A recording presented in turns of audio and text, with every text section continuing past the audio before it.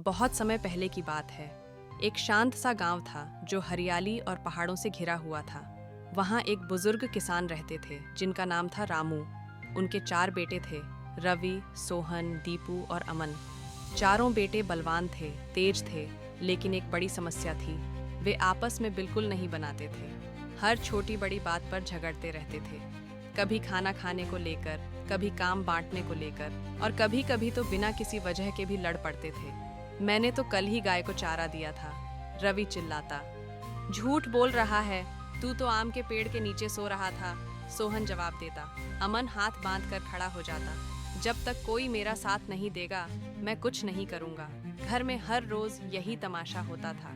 आसपास के लोग भी परेशान थे, जानवर भी चुपचाप दूर चले जाते और बेचारे रामू चुपचाप बैठकर दुखी मन से अपने बेटों की लड़ाई देखते रहते। एक दिन शाम को रामू पेड़ के नीचे बैठे थे। सूरज धीरे धीरे पहाड़ियों के पीछे छुप रहा था।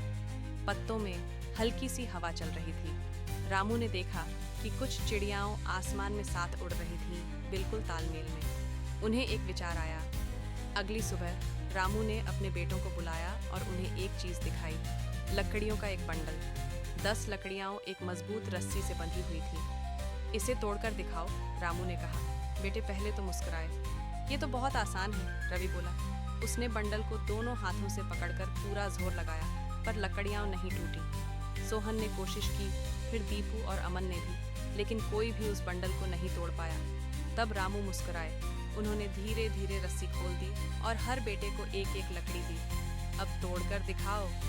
छटाक, रवि ने अपनी लकड़ी तोड़ दी। छटाक, सोहन की भी टूट गई। दीपू और अमन की भी लकड़ियां एक झटके में टूट गईं। चारों बेटे चौंक गए। वे एक दूसरे की तरफ देखने लगे। रामू बोले, जब लकड़ियां साथ बंधी थीं तो कोई नहीं तोड़ पाया, लेकिन जैसे ही उन्हें अलग किया गया, वे एक एक करके टूट गईं। यही बात तुम पर भी लागू होती है। जब तक तुम साथ रहोगे, कोई तुम्हें नहीं हरा सकता, लेकिन अगर तुम लड़ते रहोगे और अलग हो जाओगे, तो दुनिया बड़ी आसानी से तुम्हें तोड़ देगी, जैसे इन लकड़ियों को। चारों बेटे चुप थे। पहली बार उनके चेहरों पर समझदारी की झलक थी। फिर रवि ने कहा, मुझे माफ कर दो, मैं हमेशा खुद को सही मानता था। सोहन ने सिर झुकाया। मैं भी झगड़ने में सबसे आगे रहता था। अब से हम मिलकर काम करेंगे, दीपू बोला। हाँ, हम एक हैं, हम भाई हैं, अमन मुस्कुराया।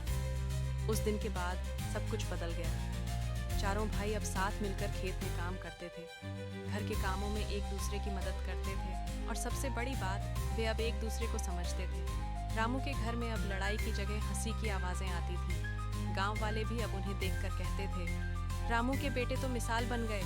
और रामू अपने आंगन की चारपाई पर बैठकर शांत मन से मुस्कुराते रहते, क्योंकि उन्हें पता था ये सब एक बंडल लकड़ियों से शुरू हुआ था।